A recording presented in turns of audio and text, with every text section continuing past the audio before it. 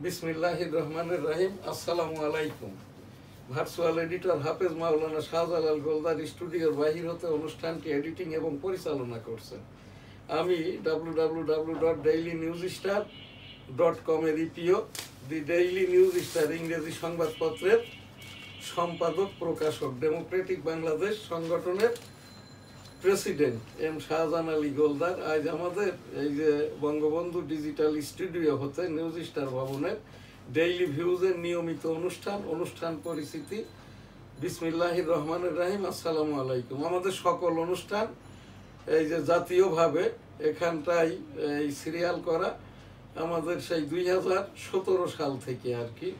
আমাদের online news portal যেদিন থেকে উদ্বোধন হয়েছে এরপর থেকে আজ program serial number online news portal serial number 392 25 May 2025। এখানে ছাত্র জনতা সরকার আজ 8 মাস 29 দিন, যার 3.5 দিন ডক্টর মোহাম্মদ ইউনূস মহোদয় প্রধান উপদেষ্টা হলেও দেশের বাইরে ছিলেন, যে কারণে এই 3.5 দিনে আর কি দেশটা ছিল সরকারবিহীন। এবং এই 3.5 দিনে মবা কিলিং হয় 68টি।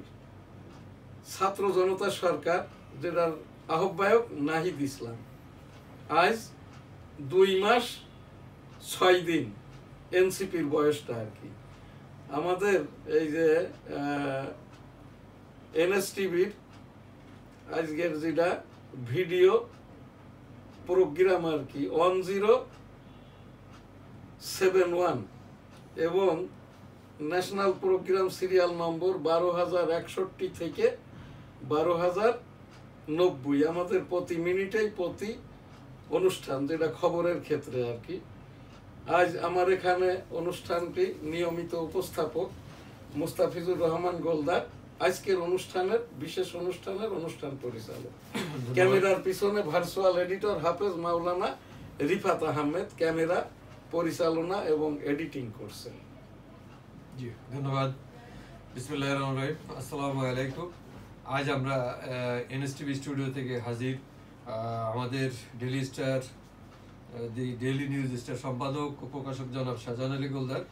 উনি একজন সংগ্রামী এবং সাহসী মাইনর ফ্রিডম ফাইটার, এবং উনি আজ থেকে 18 বছর আগে উনি ইউএসএতে গেছিলেন। 26 বছর আগে। তো এই প্রেক্ষাপটে আজকে যে আমাদের আলোচনা অনুষ্ঠান, যে 1970 সাল থেকে এ পর্যন্ত, 1970 সাল থেকে 2006 সাল পর্যন্ত, এর ভিতরে 1970 সালে আমাদের জাতীয় নির্বাচন, প্রথম জাতীয় নির্বাচন, এবং সেখানে আপনার অংশগ্রহণ ছিল, পাকিস্তান ছিল। আপনি এটা একজন সেই সময় পাকিস্তানের নাগরিক এবং তখন প্রাইমারি স্কুলে আপনি পড়তেন। সেই থেকে নিয়ে এই যে 6 মে 2025 বেগম খালেদা জিয়া একাধিকবারের মাননীয় বাংলাদেশের প্রধানমন্ত্রী চিকিৎসা শেষে দেশে আগমন। তো এই প্রেক্ষাপটে আপনার আমরা দেখেছি যে 1970-এর নির্বাচন, পরবর্তীতে বঙ্গবন্ধু, পরবর্তীতে মুস্তাক সরকার, পরবর্তীতে জিয়াউর রহমান আসলো। এরপর জিয়াউর রহমান নিহত হওয়ার পরে সাত্তার সাহেবের পরবর্তী এরশাদ পরবর্তী আওয়ামী লীগ গভর্নমেন্টের পরবর্তীতে বিএনপি সরকার, এবং বিএনপি পরবর্তী আবার আওয়ামী লীগ সরকার আসছে। এর পরবর্তী সবগুলাতে আমি জানি আপনি বেশ কয়েকটা সংসদীয় এবং এনসিপির আগে যেটা ছাত্র জনতা সরকার, এর উপরেও আর কি আমার সংশ্লিষ্টতা আছে। এই প্রেক্ষাপটে যদি আপনার সংশ্লিষ্টতা এবং দেশপ্রেমিক একজন freedom fighter, minor freedom fighter হিসেবে আপনার সংশ্লিষ্টতা এবং দেশের প্রতি আপনার যে দেশপ্রেম যা দেখেছি, সেই বিষয়ে যদি একটু আলোকপাত করেন আর কি। বিসমিল্লাহির রহমানির রহিম। আসসালামু আলাইকুম। শুরুতেই আমি আমার পরিচিতিটা বলি। আমি দি ডেইলি নিউজ স্টার ইংরেজি সংবাদপত্রের সম্পাদক প্রকাশক এবং owner. www.dailynewsstar.com NSTV Goldar. Social media Facebook, WhatsApp S Ali Goldar. এখানে আর কি আমার এইটা 8ম ওয়েজবোর্ডভুক্ত ইংরেজি সংবাদপত্র, যার বয়স 25 বছর। এবং আমি যে ডেমোক্রেটিক বাংলাদেশ 1987 সালে প্রতিষ্ঠা করা যে সংগঠন আমি আহ্বায়ক ছিলাম, বর্তমানে আর কি প্রেসিডেন্ট, যার পরিপ্রেক্ষিতে একাধিকবার 2001 সাল থেকে এই পর্যন্ত এই গণতন্ত্র গবেষণা করার জন্য আমি ইউনাইটেড স্টেট অফ আমেরিকা সহ মধ্যপ্রাচ্যের দেশ সৌদি আরব সহ আরো অনেক দেশ, এই গ্রেট ব্রিটেন, চাইনা, ভারত সহ অনেক দেশ আমি ভ্রমণ করেছি। এছাড়াও আর কি এই সাংবাদিকতার জীবনে আমার লিখিত যে বই, ওই বইটা একটু দেখান। এটা মুক্তিযুদ্ধের 9 মাসের 9টি প্রোগ্রাম। এখানে আর কি আমার মুক্তিযুদ্ধের সনদ, আমার পিতামাতাও মুক্তিযোদ্ধা ছিলেন, তাদের সাথেই আমার সনদটা আর কি। এতেই আমার মুক্তিযুদ্ধের 9 মাসের 9টি প্রোগ্রাম আছে। এছাড়াও আর কি মুক্তিযুদ্ধ করতে যেয়ে আমার এই যে বাম কানটি নষ্ট হয়, এখনো নষ্ট। আমি minor freedom fighter M Shahjahan Ali Goldar, MFF শ্রেষ্ঠ। তো এই জায়গাটায় আপনি যে এখানে অনুষ্ঠানটা দিয়েছেন, এখানটায় আর কি আমি ইনডোরে আর কি আমি এখান থেকে একটা সামারি করে রেখেছি। আমি তো এই লেকচারটা দেই, এখানে আমি লেকচার আকারেই বলবো আর কি। 1970 সাল আপনি বললেন জাতীয় নির্বাচন, ওইটা জাতীয় নির্বাচন ছিল কিন্তু পাকিস্তান রাষ্ট্রের। তখন বাংলাদেশটা এই যে পূর্ব পাকিস্তান প্রদেশ, যেখানটাই বঙ্গবন্ধু তার নেতৃত্বে পশ্চিম পাকিস্তান সহ পূর্ব পাকিস্তান মেজরিটি অর্জন করে পার্লামেন্টে। কিন্তু তাকে ওই সেই RTC অর্থাৎ রাউন্ড টেবিল বৈঠক হতে আর কি মুজিবুর রহমান ওখান থেকেই তো সেই আন্দোলনের ডাক দেয়। তারপরে 7ই মার্চ 1971 এবারের সংগ্রাম মুক্তির সংগ্রাম, এবারের সংগ্রাম স্বাধীনতার সংগ্রাম। জয় বাংলা ইনশাল্লাহ, আসসালামু আলাইকুম। সেই ডাকে 265 দিন শেষে দেশটা স্বাধীন হয়। দেশ স্বাধীনের পরে আর কি বঙ্গবন্ধু প্রথম, তো এই বঙ্গবন্ধুই একমাত্র ব্যক্তি, আর ফিলিস্তিনের ইয়াসির আরাফাত কোনো স্থান বা দেশ ক্রিয়েট হওয়ার আগেই রাষ্ট্রপতি। সে বঙ্গবন্ধু শেখ মুজিবুর রহমান 17 এপ্রিল 1971 মেহেরপুরের অম্রকানন হতে আর কি রাষ্ট্রপতি নির্বাচিত হন। তো সেই 1970 সালের যে নির্বাচনটা ছিল, ওটা পাকিস্তান রাষ্ট্রের, পাকিস্তান সরকারের জাতীয় সংসদ নির্বাচন। সেই নির্বাচনে বঙ্গবন্ধু মেজরিটি হওয়া সত্ত্বেও ক্ষমতায় যাইতে পারে নাই।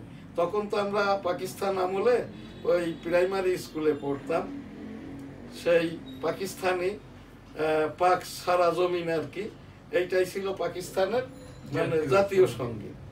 তারপরে তো ওই সময়টাই ওই এইটুক মনে আছে, আমার বাড়িটা তো বেনাপোল সিটির গোলদার সিটিতে। আমাদের বয়সটা অল্প হলেও আমরা দেশ নিয়ে, দেশপ্রেম নিয়ে, যেহেতু সীমান্ত অঞ্চলে তো বাড়ি, তখন আমাদের মাঝে মাঝে মনে হইতো আর কি ইন্ডিয়া বুঝি আমাদের বেনাপোল টোল যশোর জেলাটা নিয়ে নিবে। যে কারণে একবার তো এই যে মামুনুল হকের পিতা আজিজুল হক, এই যে মুফতি মাওলানা সাইকুল হাদিস আজিজুল হক, উনি লং মার্চ করেছেন। হ্যাঁ, ওই সময়টাই ওই লং মার্চে ছিলাম বঙ্গ সেনা তাড়ানোর জন্য। আমরা মাটির ডেলা, লাঠি সুটা ইত্যাদি নিয়েও কিন্তু বঙ্গ সেনা তাড়িয়েছি। তো এই জায়গাটাই আর কি সেই 70-এর ওই সময়টাই ছিল পাকিস্তান রাষ্ট্রের পূর্ব পাকিস্তান প্রদেশ। কিন্তু আমি রাজনৈতিক সচেতন, দেশপ্রেম, ধর্মীয় মূল্যবোধ, বাংলাদেশি বা বাঙালি হিসেবে আত্মমর্যাদাবোধ, ওই যে ইস্ট পাকিস্তান রেজিমেন্ট অর্থাৎ EPR আমাদের সীমান্ত অঞ্চলে রঙ্গব্যঙ্গ করত এবং গালিগালাজ করত, আমাদেরকে মানুষই মনে করত না। আর আমাদের এই মতো বাচ্চাদেরকে বলতো, এই তেরা ঘর মে কই বনন হয় লেকে আও থোড়া আয়েশ করেগা। এই সবগুলোর জন্যই আর কি তখন আমার ব্যক্তিগতভাবে আমরা ঠেলার চোটে মুক্তিযোদ্ধা হই নাই। দেশপ্রেম, ধর্মীয় মূল্যবোধ, বাংলা ভাষা, বাঙালি বা বাংলাদেশি হিসাবে মর্যাদা বোধের জন্য মুক্তিযুদ্ধ অংশগ্রহণ করি এবং সেই 265 দিন রণাঙ্গনে যুদ্ধ করেছি, যেটা এই মুক্তিযোদ্ধা মন্ত্রণালয়ের উপদেষ্টা বলেছেন, রণাঙ্গনের যোদ্ধারাই মুক্তিযোদ্ধা, বাকিরা সহযোদ্ধা। এটা জামাত ইসলামের একটা পড়িয়ে দেওয়া কথা আর কি। কারণ মুক্তিযুদ্ধ আমরা যারা 10,000 করেছি, এর অধিকাংশই মারা গেছে, আর যারা বেঁচে আছে তারা সবাই জাতীয় মুক্তিযোদ্ধা কাউন্সিল কর্তৃক নিবন্ধিত বা তালিকাভুক্ত। এই জায়গাটাই আর কি, যারাই আমরা এই যে জামাত ইসলাম অর্থাৎ পাকিস্তানের বাংলাদেশ হওয়ার বিরোধিতা যারা করেছে এরা বাদে আর সকলেই মুক্তিযোদ্ধা, সকলের অধিকাংশেরই ভাতা কুটা প্রয়োজন নাই, মর্যাদা প্রয়োজন, যে মর্মে আমি একাধিকবার উপস্থাপনা করেছি। এখানে এইবার যেটা দেশ তো স্বাধীন হলো, বঙ্গবন্ধু 1972 বাংলাদেশে আসলেন এই যে 10 জানুয়ারি। অতপর আর কি বঙ্গবন্ধু তো সেই 1971 সালেই রাষ্ট্রপতি নির্বাচিত হন। ভারত এখানে পাকিস্তান হতে লন্ডন, লন্ডন থেকে ভারত, ভারত থেকে সরওয়ার্দী উদ্যান। উনি সংসদে গমন করেন সরকার প্রধানমন্ত্রী হিসেবে। এরপরে আর কি 1972 সালে 16 ডিসেম্বর পৃথিবীর ভিতরে একমাত্রই আর কি লিখিত এবং দেশ শাসনের, দেশ সরকার পরিচালনার পূর্বেই আর কি যেটা সংবিধান, সেটা বাংলাদেশের সংবিধান। 16 ডিসেম্বর 1972 এক্সিকিউশন পাই। এরপরে তো সেই বঙ্গবন্ধুকে আর কি এই 1975 সালের 15 আগস্ট আর কি খুন হওয়ার আগে 1974 সালের ফেব্রুয়ারি মাসে বঙ্গবন্ধু আর কি ওই যে সৌদি আরবের মতো করে ক্যালিফ ডেমোক্রেসির জন্য বাকশাল করতে চেয়েছিলেন, যেটা স্বরূপ পাই নাই। এই যে বৈষম্য জাসদের গণবাহিনীর কারণে, গণবাহিনী বিরোধিতা করে, আওয়ামী লীগ মেরে সাফ করার চেষ্টা করে, ইত্যাদি ইত্যাদি আর কি। তারপরে তো সেই খন্দকার মুস্তাক বৈষম্য আকারে বঙ্গবন্ধুকে সপরিবারে শহীদ করেন 15 আগস্ট 1971। অতপর আর কি বাংলাদেশের এই যে রাজনীতিতে আরেকটি অধ্যায় শুরু হয়, যেখানটায় আর কি এই যে এখানটায় খন্দকার মুস্তাক পাওয়ার টেক করেন। অতপর আর কি খন্দকার মুস্তাক পরবর্তীতে 3-4 জন আর কি ওই যে শর্ট পিরিয়ডের এই রাষ্ট্রপতি চলে যাওয়ার পরে এখানটায় আর কি তখন সামরিক কায়দায় আর কি এই যে মেজর থেকে জেনারেল জিয়াউর রহমান আর কি এই কি বলে সরকার প্রধান, রাষ্ট্রপ্রধান, সামরিক প্রধান, পার্লামেন্ট প্রধান হিসাবে এইটা আর কি ক্ষমতাটা টেক করেন। অতপর তো আর কি 1977 সালে জিয়াউর রহমান সরকার একটি দল গঠন করেন। তৎকালীন আর কি আজিজুর রহমান, যিনি জিয়াউর রহমান সাহেবের প্রধানমন্ত্রী ছিলেন, আজিজুর রহমানের পরামর্শে আর কি উনি এই যে জাগো দল, জাতীয়তাবাদী গণতান্ত্রিক দল গঠন করেন। তখন আর কি ওই আজিজুর রহমান সাহেবেরই পরামর্শে কতিপয় বাংলাদেশের বিভিন্ন দল থেকে লোকজন ডেকে নিয়ে, তখন এই দেশে কিন্তু রাজনৈতিক দল বলতেই বঙ্গবন্ধু আর ওই সুরঞ্জিত সেনগুপ্ত বাবুর একটি দল ছিল। এখন যেটা বলে না বহুদলীয় গণতন্ত্রের প্রবক্তা জিয়াউর রহমান, জিয়াউর রহমানই তো গণতান্ত্রিক নয়, উনি তো রাজনীতি করতেন না, উনি মুক্তিযুদ্ধের ঘোষণা দিয়েছিলেন এক অংশে। 7 মার্চের ঘোষণার পরে বঙ্গবন্ধু ওই কালুরঘাট থেকে জিয়াউর রহমান দ্বিতীয় দফায় ঘোষণা দেন, তার আগে হান্নান সাহেব ঘোষণা দেন। এরপরে আর কি জিয়াউর রহমান, এখন যে কথাটা গণতন্ত্রের জন্য বলা হয় বহুদলীয় গণতন্ত্রের, বহু দল এই দেশে ছিল না, ওই সুরঞ্জিত বাবুর একটা দল ছিল আর এই যে আওয়ামী লীগ ছিল। অতপর আর কি জিয়াউর রহমান এই যে জাতীয়তাবাদী গণতান্ত্রিক দল গঠন করেন। এই দলের বৈধতা কেমন, দলটা মানুষ পছন্দ করে কিনা, জিয়াউর রহমান একটা পর্যায়ে অসম্ভব রকমের গণতান্ত্রিক এবং জনপ্রিয় হয়ে ওঠেন এদেশের জনগণের কাছে। তখন আর কি তার ওই দলটা ঘোষণা দিয়ে পাবলিক কিভাবে নিবেন, এই জন্যই peoples consensus purpose Ziaur Rahman Saheb 1977 সালের 15 ফেব্রুয়ারি ইয়েস নো পাবলিক ম্যান্ডেটের জন্য হানা ভোট দেন। আমি তখন হাই স্কুলে পড়ি, আমাদের ওই স্কুলে যে আর কি এই টোটাল ভোটটাই আর কি নেতৃত্ব, কর্তৃত্ব, ভোট গণনা, ভোটের ব্যালট, ভোট নেওয়া না নেওয়া, এটা পরিচালনা করে মিলিটারিদের পক্ষ থেকে।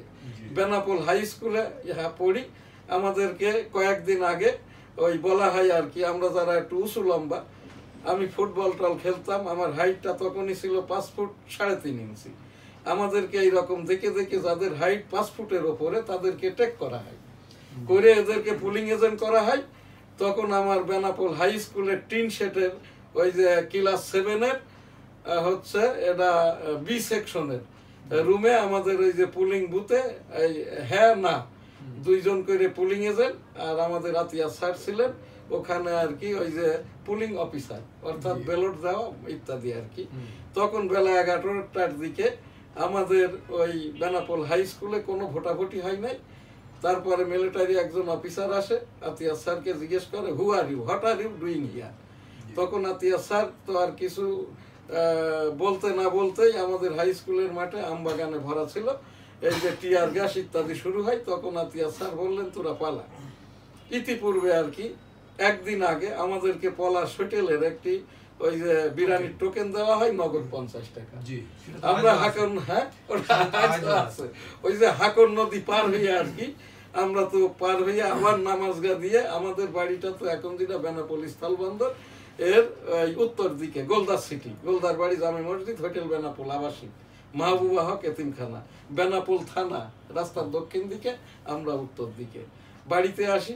এরপরে তো জানতে পারলাম আর কি 98% ইয়েস ভোট পড়েছে। যাই হোক, এ জায়গাটায় আমার কথা না, আমি তো সেই বিরিয়ানি খাওয়া হয় নাই, কিন্তু 50 টাকা যেটা আর কি এই টাকাটা আর আমার ফেরত দেওয়া হয় নাই আর কি। এরপরে তো 77 সাল গেল। এরপরে আর কি এই জিয়াউর রহমান সাহেব 1979 সালে দ্বিতীয় জাতীয় সংসদ নির্বাচন দেয়। তখন কিন্তু জিয়াউর রহমান সাহেব সামরিক প্রধান, সরকার প্রধান, রাষ্ট্রপ্রধান এবং জাতীয় সংসদের তো উনি প্রধান হবেন আর কি এমপি ইলেকশনের পরে। রাজনৈতিক যে দল জাগো দল বা জাতীয়তাবাদী গণতান্ত্রিক দলেরও সভাপতি বা চেয়ারম্যান বা প্রধান আর কি। তো এইটাই একমাত্র এই দেশের সকল পদেরই অধিকারী ছিলেন, মেজর থেকে জেনারেল জিয়াউর রহমান। এই 4টি পদ, রাজনৈতিক দল জাগো দলের সভাপতি, তারপরে হচ্ছে সামরিক প্রধান, সরকার প্রধান, রাষ্ট্রপ্রধান, এবং এই তার আগে দিয়ে তো আরেকটি পদও ছিল আর কি, যেটা এই সামরিক আইন প্রধান হিসাবে আর কি মুক্তিযুদ্ধের ঘোষক। এক অংশের ঘোষক, প্রথম অংশের ঘোষক তো হচ্ছেন বঙ্গবন্ধু শেখ মুজিবুর রহমান, দ্বিতীয় অংশের মানে ক হান্নান সাহেব, এরপরে খ যদি হয়, এই জন্য আমি অংশ বলি। আমিও সেই 1971 সালের রণাঙ্গনের মুক্তিযোদ্ধা। আমি সৌভাগ্যবান, আমার সেক্টরটা ছিল 8 বনগাঁ বেনাপোল।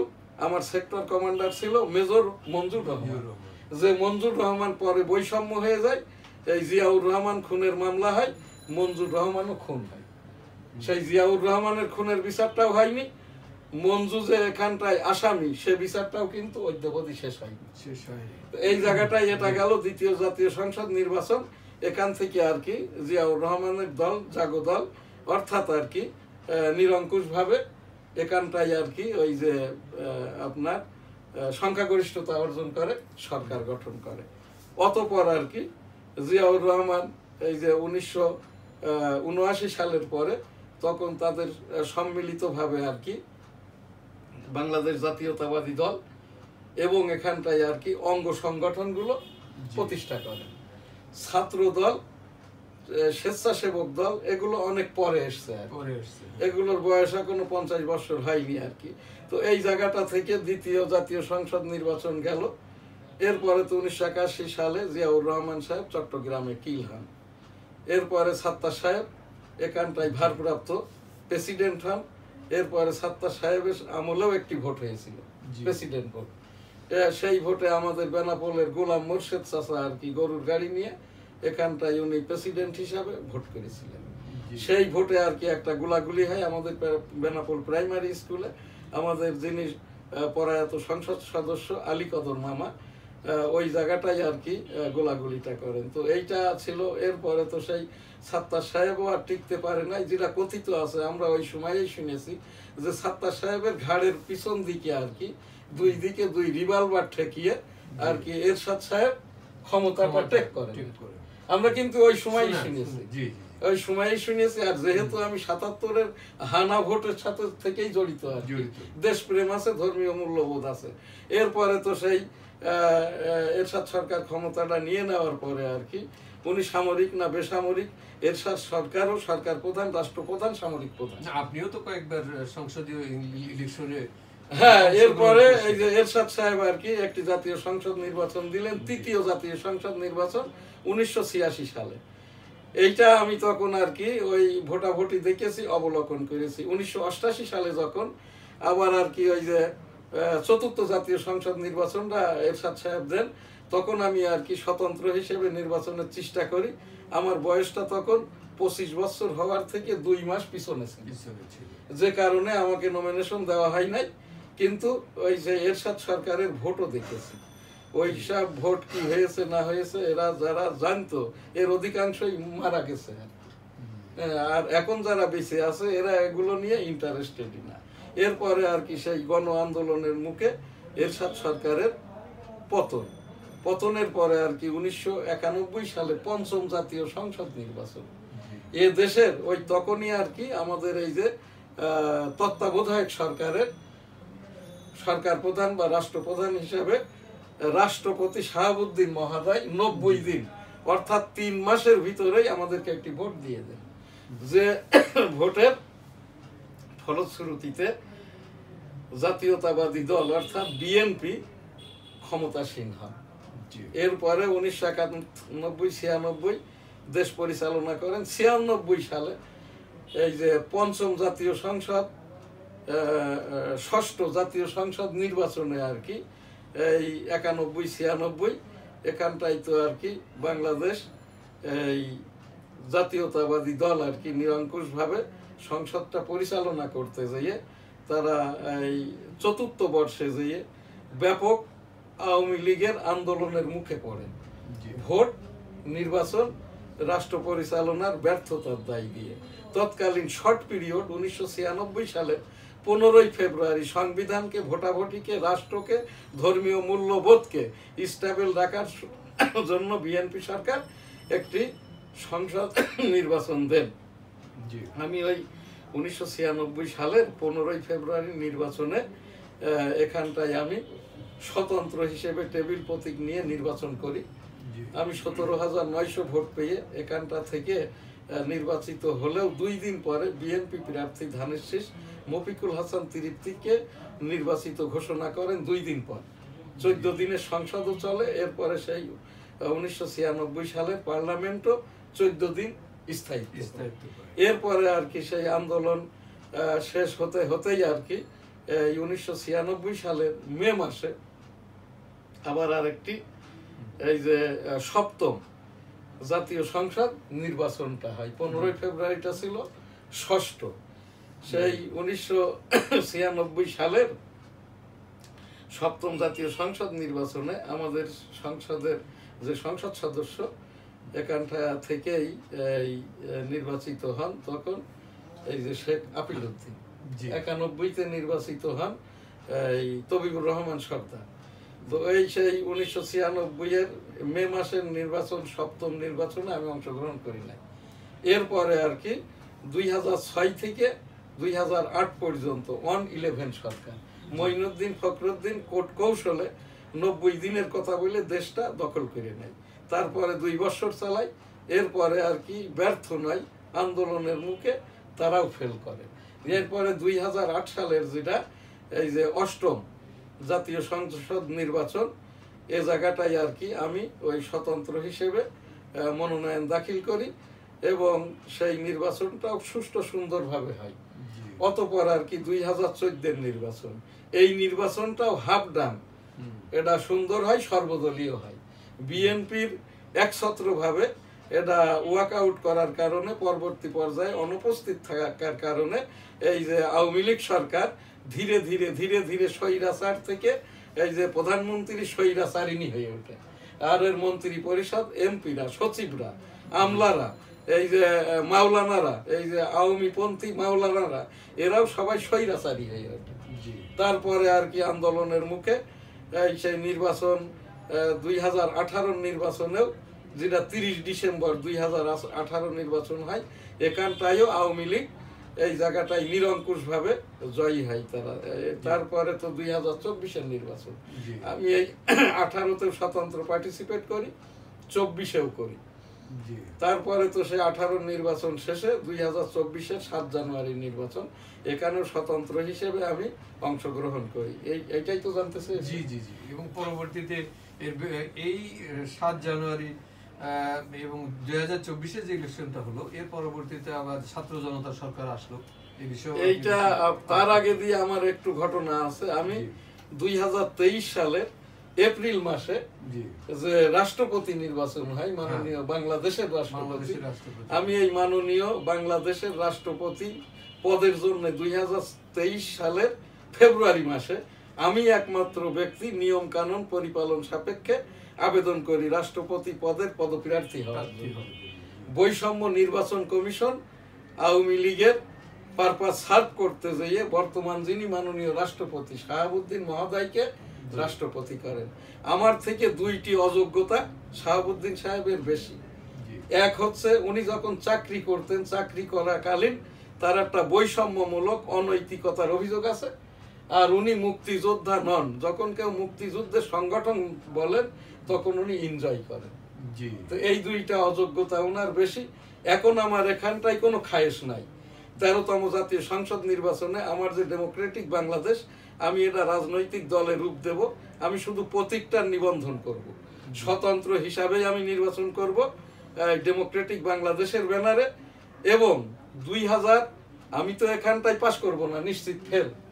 আমি এটা 2028 সালের যেটা 2027 সালের যেটা রাষ্ট্রপতি নির্বাচন হবে, আমি ওই রাষ্ট্রপতি নির্বাচনেও 18 কোটি জনগণের পক্ষ থেকে আর কি প্রার্থী হওয়ার আমি প্রত্যাশা করি। আল্লাহ তাআলা যদি আমাকে বাঁচিয়ে রাখে আমি ওই নির্বাচনে অংশগ্রহণ করব। এখন আপনার যে শেষ অংশ, শেষ পার্ট, ছাত্র জনতা কয় মিনিট গেছে গো? 26। আচ্ছা, এটা শেষ পার্ট। এখানে ছাত্র জনতার আমি দুঃখিত, 22 মিনিটে শেষ করার কথা ছিল। এইটুক কি আমি টাইম কন্টিনিউ করব? হ্যাঁ, শিও ছাত্র জনতার বিষয়ে সরকার এরপরে আর কি 2024 সালে এই যে এক দফার যে আন্দোলন ছিল, কোটা আন্দোলন, সেই আন্দোলনের পরিপ্রেক্ষিতে 5 আগস্ট এই দেশের এই যে শেখ হাসিনার সরকার এখান থেকে পদত্যাগে বাধ্য হয়, দেশ ছাড়তেও বাধ্য হয়। বাংলাদেশের একটি বিমানে করে আর কি তাকে প্রতিবেশী দেশের সীমানায় রেখে আসা হয়। সেই থেকে নিয়ে অদ্যাবধি সাবেক পলায়নরত, পলায়ন পর স্বৈরাচারিণী বা ফ্যাসিস্ট সরকার প্রধান শেখ হাসিনা আর কি ভারতীয় জেলখানায় আছে, যেটা আজকের খবর। তার বিরুদ্ধে এলিগেশনটা হচ্ছে ট্রেসপাস অ্যাক্ট। এখন তারকে ফিরাইয়ে আনার একটাই পথ আর কি, জিম্মাদারের মাধ্যম দিয়ে, ইন্টারপোলের মাধ্যমে ভারতের কাছে গেলেই আর কি তাকে ফিরিয়ে দেওয়া হবে। আর তা না হলে ভারত একটা পর্যায়ে করবে কি, যারাই মুক্তিযোদ্ধা, যারাই ভারতে ছিল, যারাই আওয়ামী লীগ করে, রিফিউজি ক্যাম্পে ছিল, আমারও যেমন টিপি আছে, মানে ট্রাভেল পারমিট, আর এই যে ট্রেসপাস অ্যাক্টের সর্বোচ্চ সাজা 6 মাস। তো এইটা জিম্মাদারিতে যদি তাকে না নেওয়া হয়, ভারত হয়তো চাপের মুখে তাকে টিপির আন্ডারে বিশ্বের অন্য যে কোনো দেশে ভারত থেকে পাচার করে দিবে আর কি। তো এই জায়গাটায় সেই ছাত্র জনতার সরকার এখানটায় মিলিটারির সহযোগিতা নিয়ে এখন উই আর আন্ডার মার্শাল্লাহ 18 crore পিপল অ্যান্ড স্টেট, যে কারণে এখানে যেমন যেন তেন কমিশন হচ্ছে, মেয়াদিহীন ভারপ্রাপ্ত যে কোনো প্রধান নির্বাচন কমিশনার, মাননীয় প্রধান বিচারপতি সকলেই কিন্তু ভারপ্রাপ্ত বা অস্থায়ী হিসেবে দায়িত্ব পালনরত। যতদিন না পর্যন্ত 5 বছর মেয়াদি মাননীয় প্রধান বিচারপতি নিযুক্তি পাবেন, মাননীয় এখানকার প্রধান নির্বাচন কমিশনার নিযুক্তি পাবেন, ততদিন পর্যন্ত কিন্তু নির্বাচনী তফসিলটা ঘোষণা করতে পারবেন না।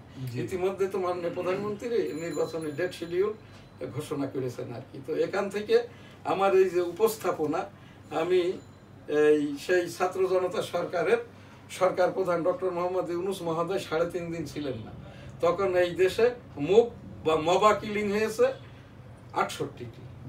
আমার এখান থেকে উপস্থাপনা 17 জুলাই হতে অদ্যাবধি যত খুন হয়েছে এরা সকলেই শহীদ।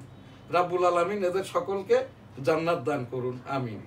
6 মে আপনার সাবেক একাধিকবারের মাননীয় প্রধানমন্ত্রী বেগম খালেদা জিয়া চিকিৎসা শেষে দেশে এসেছেন। গণতন্ত্রের পরিবেশ দেশে আছে।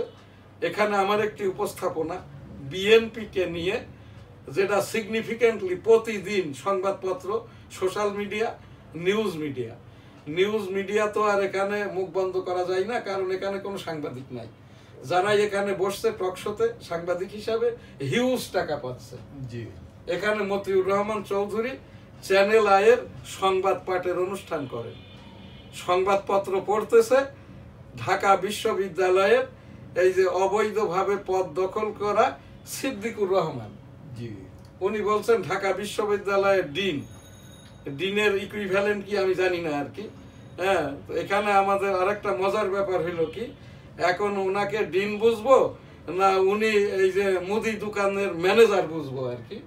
হাতা কাটা শার্ট গায়ে, চকরা বকরা। আমাদের এই যে হাই স্কুলের স্যার বলতেন স্পোর্টস গেম টিচার, এই তুই যখন ফুটবল খেলবি ফুটবলের পোশাক পরবি, ভলিবল খেলবি ভলিবলের পোশাক পরবি, স্কুলে আসবি কস্টিউম পরে আসবি, আর যখন এইবার বাইরে কোথাও বেড়াতে যাবি হাফ ভাড়া দেওয়ার জন্য ছাত্র সেজে যাবি। কোন স্টেজে উঠে বক্তৃতা করতে গেলে যে বিষয়ের ওপর বক্তৃতা সেই রকমটা লিখে নিয়ে যাবি, সেই রকম পোশাক পরে যাবি। আর জাতীয়ভাবে আমাদের এই দেশের যদি পোশাকাদি নাই থাকবে, তাহলে ইতিপূর্বেকার বিশ্ববিদ্যালয়ের ভাইস চ্যান্সেলররা যেমন মনিরুজ্জামান মিয়া, একে আজাদ, তারপরে হচ্ছে আনোয়ারুল হক চৌধুরী, এরপরে শেষের দিকে এসে এমাজউদ্দিন সাহেব, এনারা কেন সুটেড বুটেড হয়ে যাইতেন যখন ক্লাস নিতে স্যাররা যাইতেন আর কি। যে রাজনীতির যে বিষয়টার উপরে পড়াইতেন সেই বিষয়ের উপরে পোশাকটা কেন পড়তেন? বিশেষ করে যারা কমিউনিজমের ওপরে আর কি, গণতন্ত্রের ওপরে পড়াইতেন, তারা ওই যে পাঞ্জাবি পায়জামা কেন? আপনি একটু বলেন তো, একটু 1 মিনিটে একটু বলেন। এটা হলো আমার তো মনে হয় যে প্রেক্ষাপটটা এমনই, এটা আমি বসে আছি, আমি বলে দিচ্ছি, কাউকে কি বলতে হবে যে এখানে সম্পাদককে আর এখানে উপস্থাপককে? বলতে হবে না। কেন বলতে হবে না? আপনার ওই চেয়ারটা, আপনার ওই বসাটা, আপনার এই পোশাকটা কোন অনুষ্ঠান?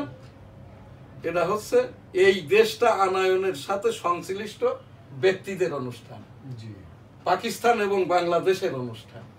এই জন্যই শুরুতে আমি বললাম এই যে সারা জমিন পবিত্র আর কি, পাকিস্তানের যে জাতীয় সঙ্গীতের প্রথম লাইন। হ্যাঁ, পাকিস্তানের সমস্ত মূল্য কি পবিত্র, অর্থাৎ পূর্ব পাকিস্তান পবিত্র। এইটা বাংলাদেশ হওয়ার পর কি আমরা অপবিত্র হয়ে গেলাম নাকি?